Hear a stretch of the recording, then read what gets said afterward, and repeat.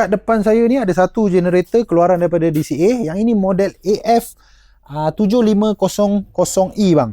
Untuk model ni saya tak galakkan untuk peniaga-peniaga makanan belilah untuk model ni. Ni memang sesuai untuk kontraktor yang mana betulkan buat jalan ke, ataupun ada nak pakai hack kat tepi jalan ke, yang tak ada susah dapat elektrik. Untuk kontraktor lah.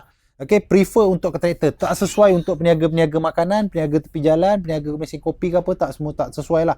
Tak sesuai sebab apa? Sebab dia berat gila bang. Yang ini dia punya berat 83 kg belum termasuk minyak 83 kg belum termasuk minyak. Tangki 25 liter. Ambil lah 25 liter tu dalam 6 ke 7 kilo. Kita letak 90 kilo bang. Memang payahlah kalau kita meniaga pindah-pindah tempat kan. Jadi memang sesuai untuk kontraktor yang pakai lori, pekerja ada 4-5 orang satu lori. Yang itu boleh. Kalau meniaga tepi jalan tak sesuai. Sebab apa dia berat? Yang ini adalah pure copper punya wire, lepas tu solid punya material. Yang ini memang set tempur untuk para-para kontraktor heavy duty. Sebab apa? Dia tak ada digital punya barang. Okey, walaupun dia latest design 2025, dia mengekalkan 2 3-pin plug standard dengan indikator manual yang bukan digital bukan yang tulis nombor, dia still indikator untuk voltmeter dia menggunakan manual. Alright, tak cuma kelebihan yang dia ada push start lah.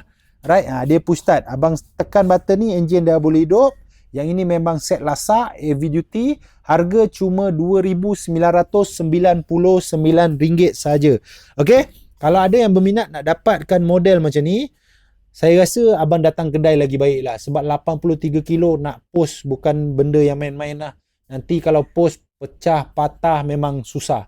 Alright, kalau ada yang nak dapatkan model macam ni, abang terus je datang dekat kedai kita yang bertempat di Oneness Missionary, Taman LTLT Bukit Jalil. Kita jumpa lagi untuk next video. Assalamualaikum.